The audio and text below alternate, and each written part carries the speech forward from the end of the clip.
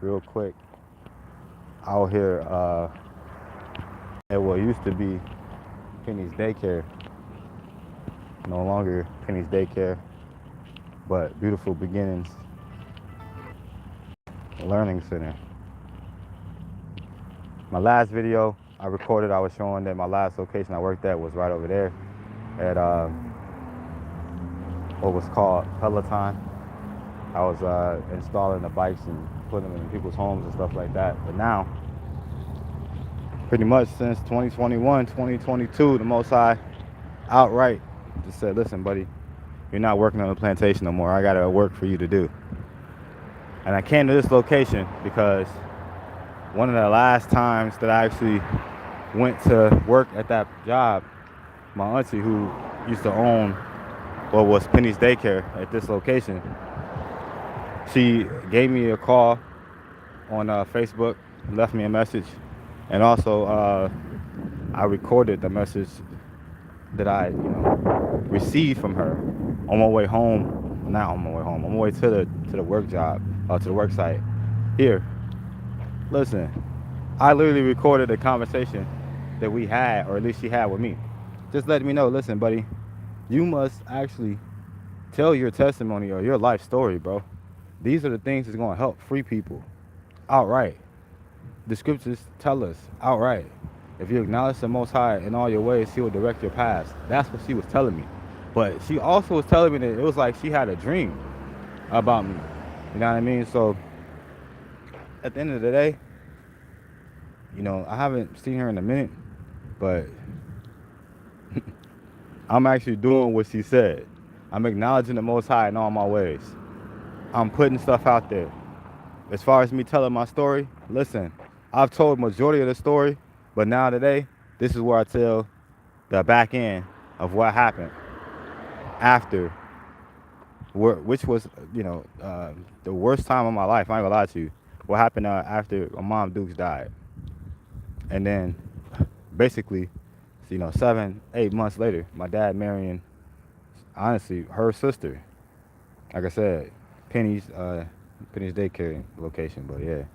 Sister Penny's what we called her growing up because she was my godmom when I came out the womb, literally. She was already my sister's godmom, so it worked itself out that me being the firstborn son, basically in a nutshell, that will continue with me.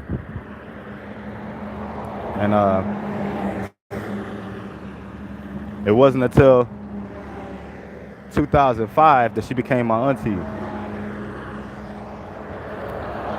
outright. And it's a beautiful thing, man. It was very easy to mingle in or intertwine with, different families, with her being somebody we seen growing up in the church our entire lives.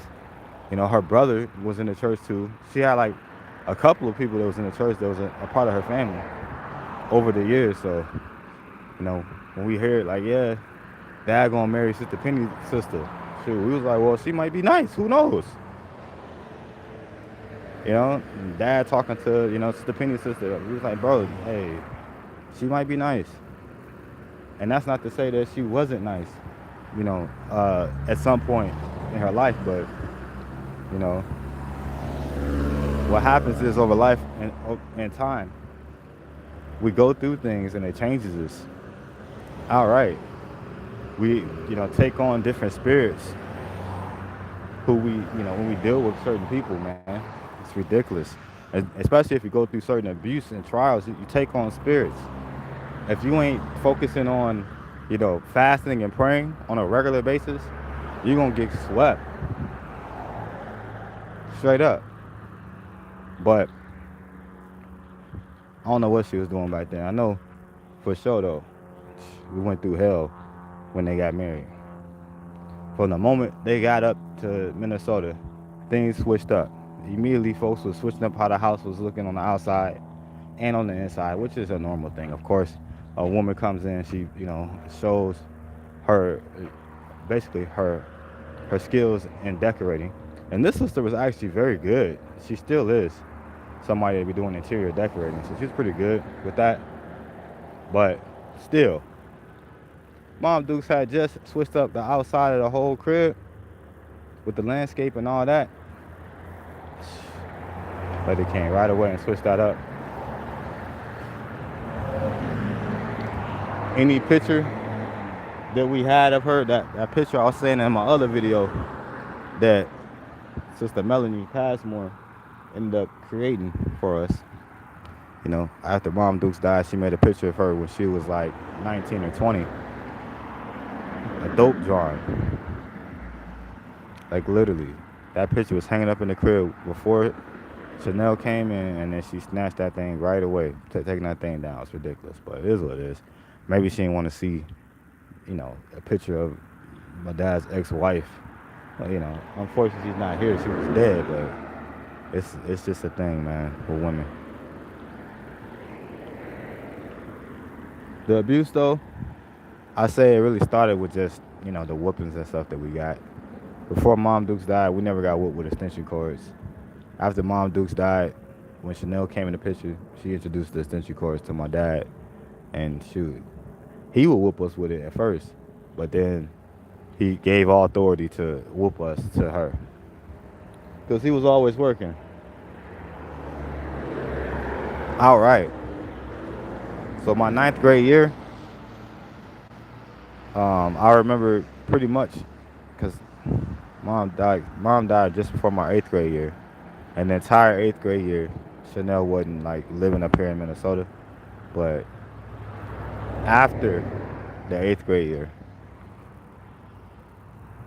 pretty much was actually coming to a close. She came in like end of May, middle of May of 2005. Bro, that whole ninth grade year was hell. First off, the kids ended up getting snatched up by her dad one day. Just I don't know. They was at the bus stop. Dude must have came in from out of town and just snatched up his kids from the bus stop, all of them, and took them out of town. It's crazy. But then,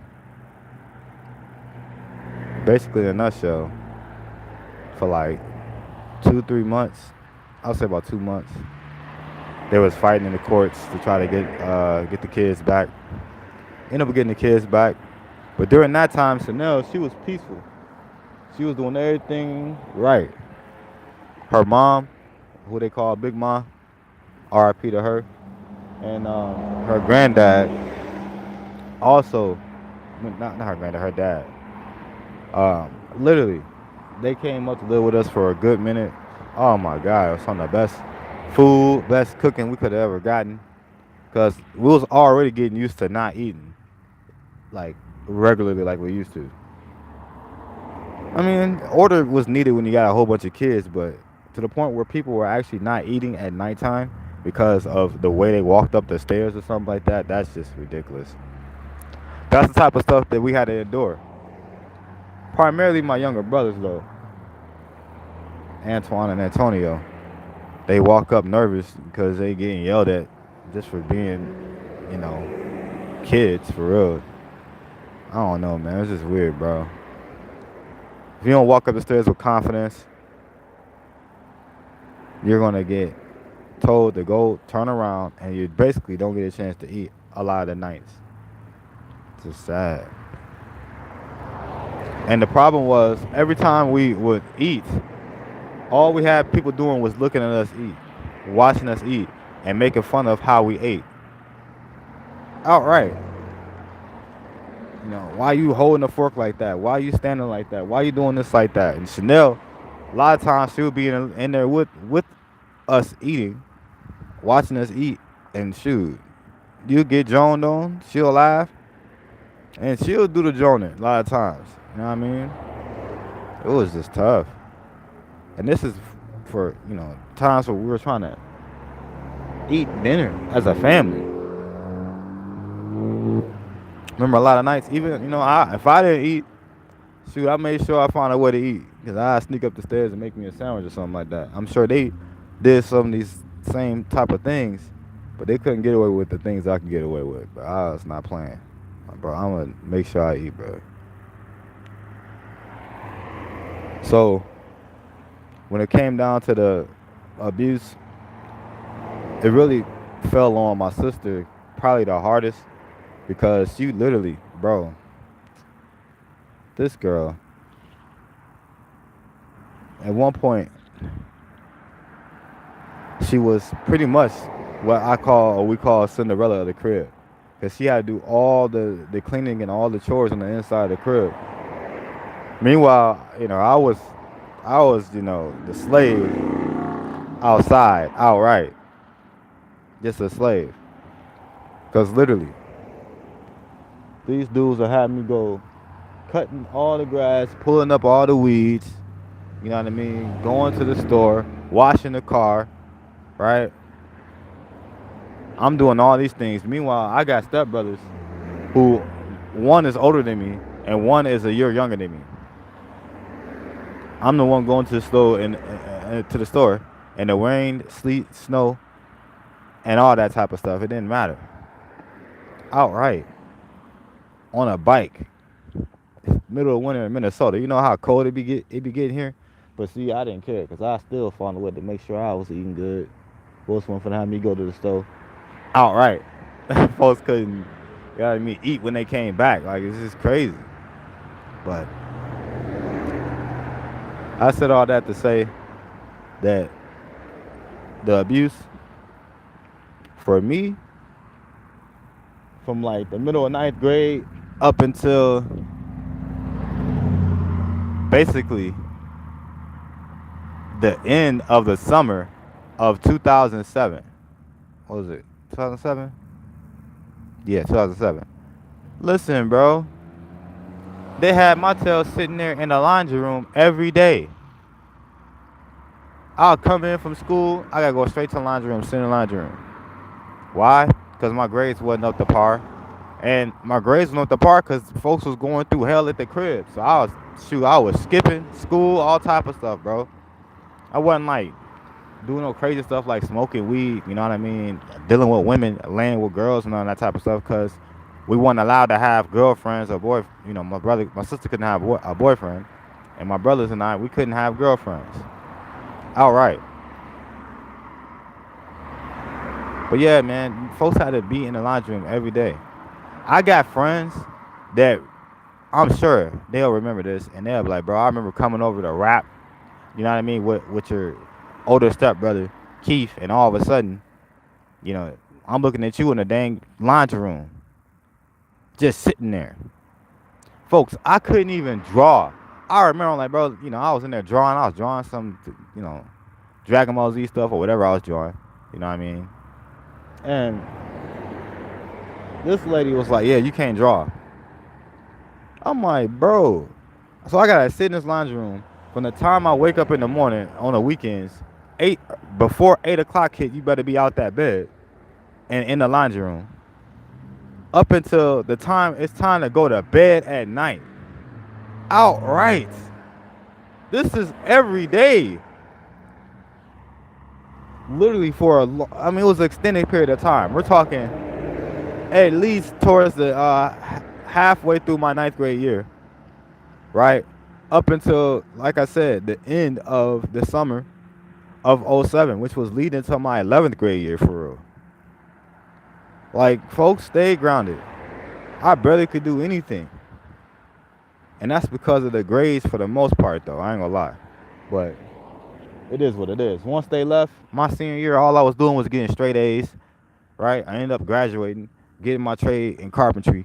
And my grades, when I ended up moving to St. Louis to get my high school diploma, listen, I was getting nothing but A's, bro. So all that foolishness that was going on during that time, listen, it was because of the trauma we was going through.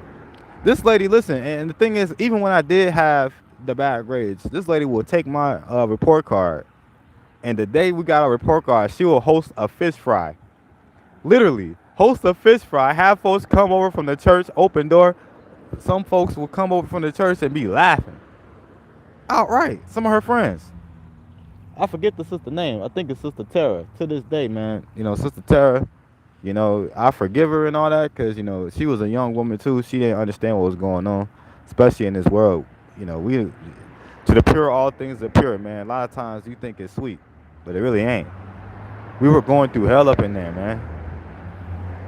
But yeah, she'll host a fish fry, have my grades posted on the front door so everybody who came in the door would see. Yeah, this boy of mine was getting all lefts, right? RP to grandma. But this lady cut us off from all of our friends and family. We had friends on the block.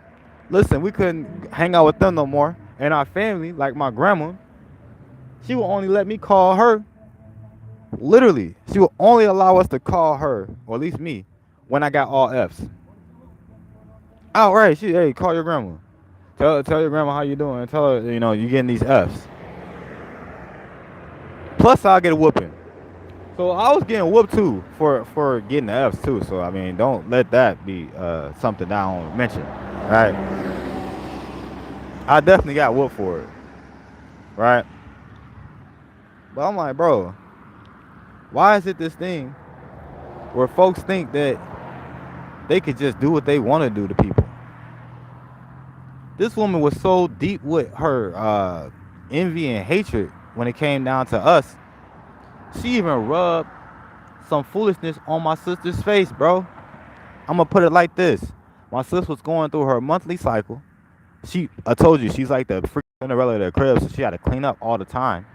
She was told to go clean up something. Meanwhile, she got to use the bathroom. The lady was screaming her name, calling her 50,000 times so that she needed to hurry up and do something specifically upstairs. Meanwhile, sis was getting in trouble for, trying to hurry up and put stuff away, because when you go through your cycle, you got stuff you got to do.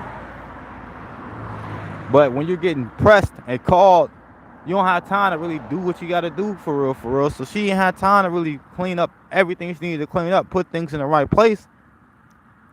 At least for what she knew.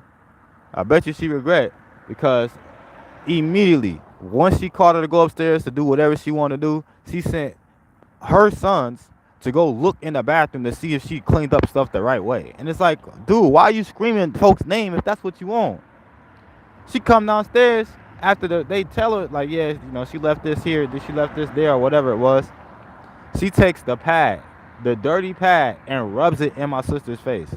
And laughing.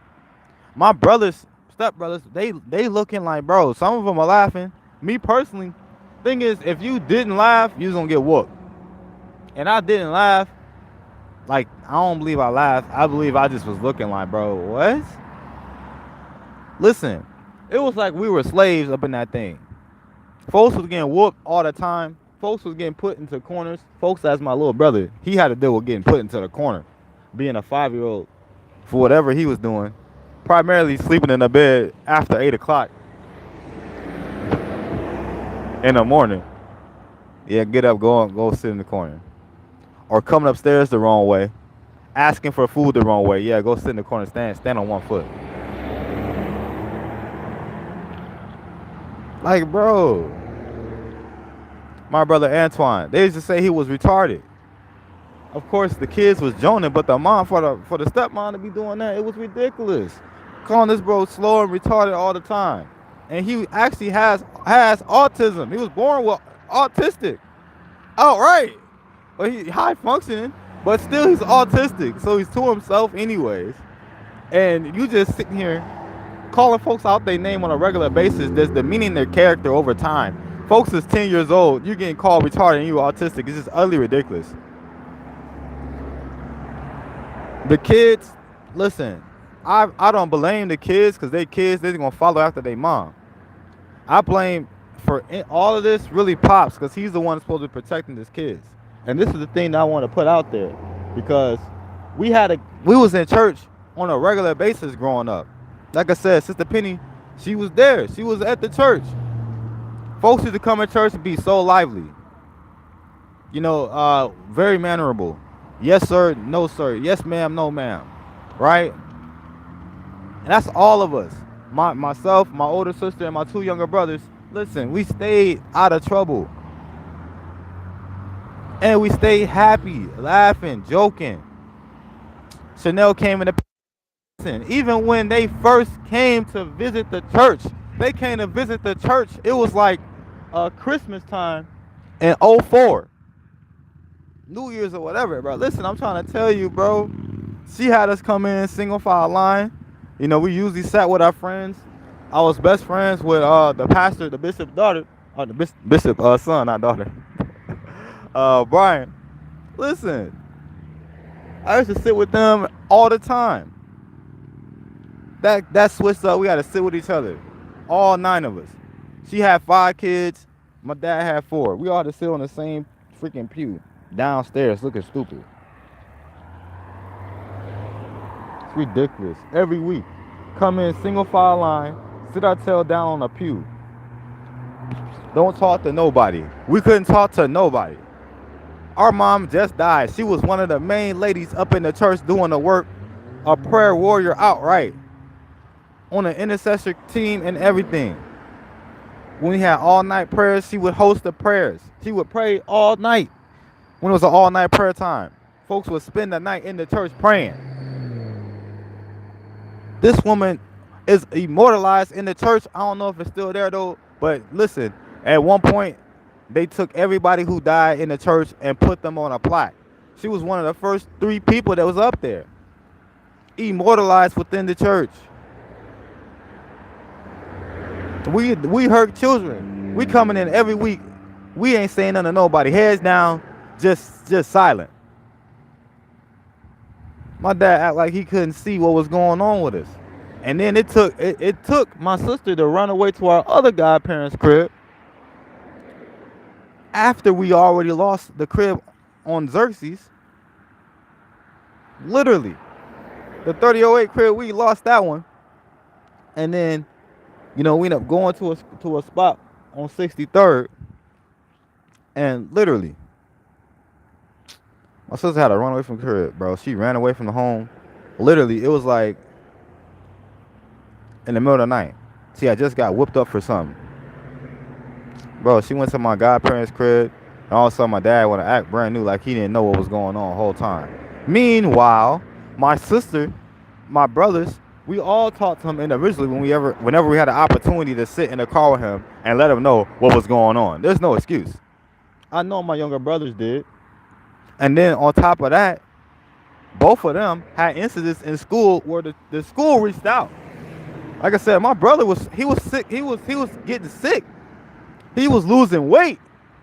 The one that was 10 when Mom Dukes died, Antoine, this dude was coming to school. He lost so much weight, man. They had to call DCFS, bro. Had him come into the crib, ask, listen, is he eating? It got so bad, Chanel would make fun of the fact that she didn't feed him. She would call him upstairs like, yeah, let me feed you because they say I'm not feeding you. Like, you wasn't feeding him. Like, all you was doing was telling him to go downstairs. Then my other brother, this dude, he would go to school. He was like 5'6". He eating out the trash can because he couldn't eat at home. This is the stuff I'm talking about. When I say abuse, I mean high-level abuse where it messed with their mind. These people, listen, I don't know what was going on with that sister, but she couldn't break me. That's the thing. My brother, to this day, you ask my younger brothers, they'll say like, yeah, you was the chosen one. You was good because, you know, she ain't really mess with you. Like, bro, I just explained already in this video what she did for me. But at the end of the day, I did go through high-level abuse. All right. I just didn't allow it to bother me. This is how, listen, Most High been making me like gold for a long time. So even still to this day, folks trying to tarnish my name. But they gonna find out, man. That's why I'm making these videos, telling my story, telling the story to the best of my ability. It's crazy work. The abuse was on high levels, man. To the point where even with me, I would go to school after getting my tail whooped up. Something vicious. I want to show this car coming, bro. This car is dope.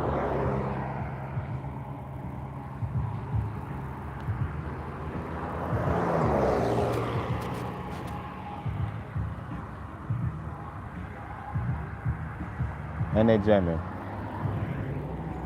It's gonna be alright. Killing it, man.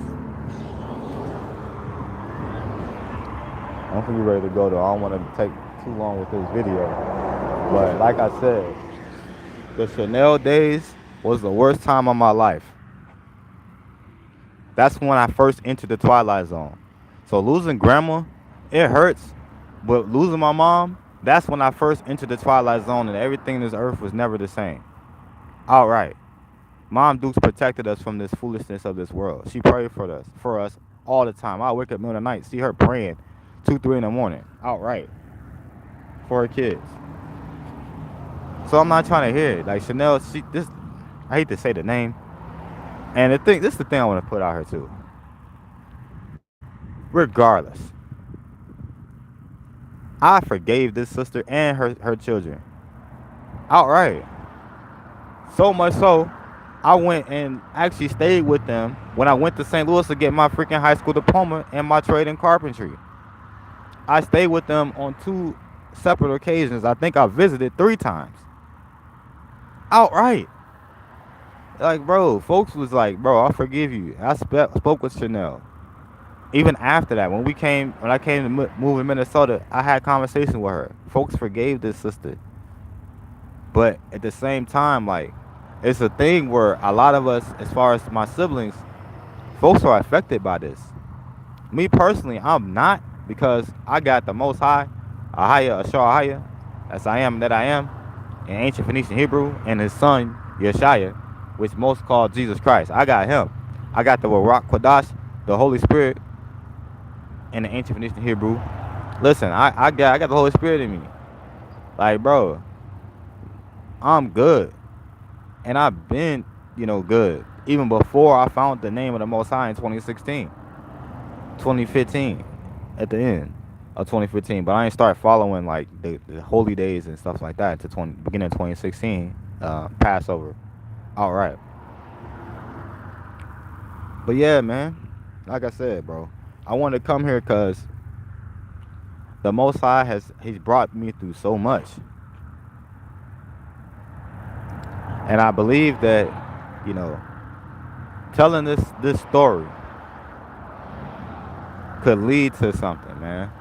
Like I said, your boy, listen, I went through a lot back then. I remember I went to school after getting my tail whooped. I think I was starting this, and I probably got sidetracked when that car came through. But listen, I was getting whooped with the extension cord, the back, you know what I mean, my legs, arms,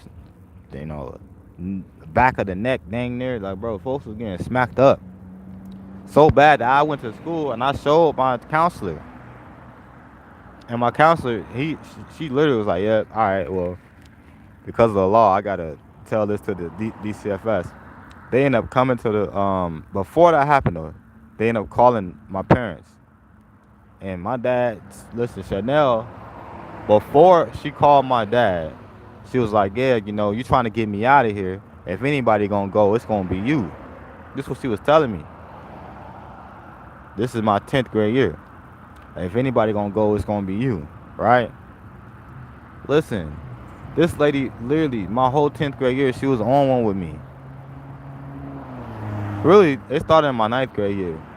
After, because I said in the beginning of this video, I was telling you, talking about how my stepbrothers and my stepsister, they got snatched up at the bus stop by their dad. They were gone from the crib for a period of a couple months. And during that time, Chanel was very nice. Also, during that time, I was actually in school. Like, I started my 9th grade year, but without my stepbrothers being with me, for real. For like 3 months, that full first semester was like all me. You know what I mean? So I developed friends and stuff like that, stayed out the way. But I had this one sister, man, her name was Tendeka, bro. Bro, we were super close. From what I thought at the time. Sweet lady, sweet girl, man. Shoot, so much friends. Hey, who knows what could have happened down the line. But Chanel, when she came to, once her kids came back, it was one day I must have went out there. I don't know, it wasn't that. My stepbrother, they told their mom that I had this connection with Tendeka. Listen, this lady told my sister, if I'm not mistaken, it was my sister. to go around the block and have Taneka come over to the crib. This lady came in the crib for the first time. And when I say Chanel, she outright cussed this little girl out. This girl was but 15, 16. She cussed this girl out, calling her all type of H words, B words, all type of stuff. Saying, listen, you stay away from my son. My son can't have no girlfriends. Outright. I remember this sister a year later. There's another girl named Laquita. This sister, bro, she was a real sweet girl. Real nice girl, man. And we were cool friends. Bro, I must have been outside hooping with my bros. And see, the thing, I'll say this. Even though I was grounded a lot, there were times where my bros, because I had so many brothers, they hoop, they play basketball. Chauncey, I always talk about him, but listen, we always hooping. And with the court on the in the front yard, they needed me to play teams, and I was good. So you wanted me to go out there and play, and straight up. You wanted competition, you would need for me to come out, be forgiven for an hour or so, and be allowed to hoop outside.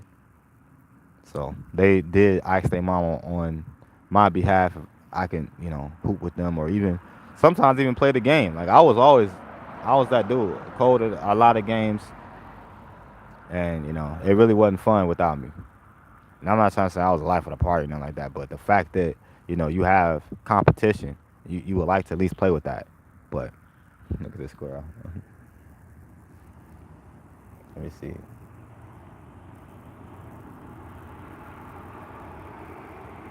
Yesterday I seen a squirrel, albino squirrel, and one of these squirrels letting me take a picture with them. It was real close to me yesterday, but that was yesterday. Listen, and that's what my brother.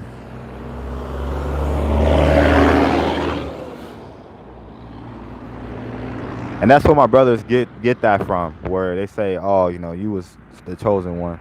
You was good because, it's because there was times where I was allowed to do things that they weren't allowed to do, and most of it was because, listen, I keep saying, I ain't allow people to affect me, man. You're not gonna affect me. I don't care what you're trying to put me through, what you're trying to call me, what you're trying to say. I'm not that.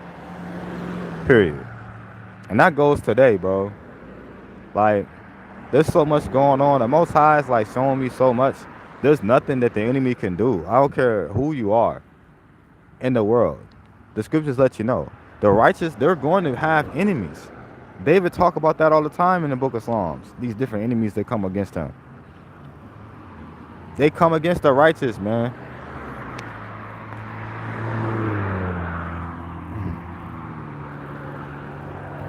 It's ridiculous. I really don't care what they do. They'll have to literally, like that license plate said, this nice car went by, blackout. They'll have to black out the whole situation. And even still, that's not going to stop nothing, because the Most High, He's in control. They tell you, the minds of kings are in the hands of the Most High. He turned it whithersoever he will. So all these people that got control over these things, unless the Most High tell you to go, you ain't going to be able to do nothing. Straight up. That's how that works. Your mind is feeble. He controls it. Period. With that said, this should save. And Chanel days, anything that I remember moving forward, I'll add to it. But folks went through hell in that crib. Makes us not have good memories for real. But see, me personally, I ain't a part of that. Like I remember my good memories up in that crib, the 3008 crib. Straight up. Ain't nothing they could do that was bad. They could switch that up. They as in my dad and Chanel, because dad had to see what was going on and choose to not help, choose to not save his children for whatever reason he gives or has given. Yeah, you lose your wife, but he lost his wife, right? This is what he's always talking about. You already know how I feel about that situation, but he loses his wife, yet you don't even allow grass to grow on top of the dirt that you put your wife in. Like, she's buried in Hillside Cemetery. She was buried probably like the day after or the day of the funeral, which was the 4th of September. My dad went out of town right away, and right before my brother turned 11, he was 10. His birthday was September 18th. Like the 17th, this dude came back in town with recordings on a camera saying, "Listen, meet your new family. Do you trust me?" type deal. Outright. That's when we seen all, Chanel's kids talking about, "Hi, my name is Chauncey. My name is Keith." These different things, bro. Showing us how they was hooping in the backyard on the crates and all that type of stuff. I even hooped on the same crates with them when I came to visit a month later. That's the point. Like we was just forced to move in together. Like all that stuff was just too fast, and it wasn't normal. Wasn't normal. So we went through too much. It wasn't until my dad was almost 39 or 40. I'm trying to think. Cause my birth certificate, it's got my dad and my mom born September, not born in September, but born in 1969. When they, the whole world, as far as everywhere else outside of my birth certificate, it says that they were born in '68. For whatever reason, on my birth certificate alone, it says it was born in '69, and I've used that birth certificate to get all my documentations. All right, like you need a birth certificate to get a passport. I've been to Costa Rica, right? I've went to different jobs, had different things where I would show them my birth certificate. This stuff is valid. And for whatever reason, it says that 1969 is it. Nothing in the system checked that out to say, well, listen, that's not valid. You need to switch that up. Never. Like, that's crazy. Look, I just seen the 444 license plate. But yeah, like I said, and not the ones. Yeah. Listen, if dad was born in '69, that means he's 56. If he was born in '69, that means Chanel, when she left, the end of the Chanel days, he was still 38, going on 39. It's like, bro, if only folks understood what time it is. I'm folks. Straight up. But regardless, when it comes down to his age, none of that stuff matters. The Most High, he knows when folks was really born. When you really look at it, the Gregorian calendar isn't the right type of time anyway. So it is what it is. I'm about to end this live. We're almost at 38 minutes right here. It's sounding crazy. I'm standing up right now to get done with this because I'm sick of it, man. Ahai is on the throne. Literally. He ain't playing with none of these people. Only 10% of us is going to make it. So anybody born in '69, let me stop. Let me quit playing, man. My phone about to die. I got 15%. Ahai is on the throne, man. Endure to the end. Shalom. It's crazy, man, how this video ended. But understand, I'm not here to play. The truth will be told over time. In the Most High's time. Ahai willing. Shalom.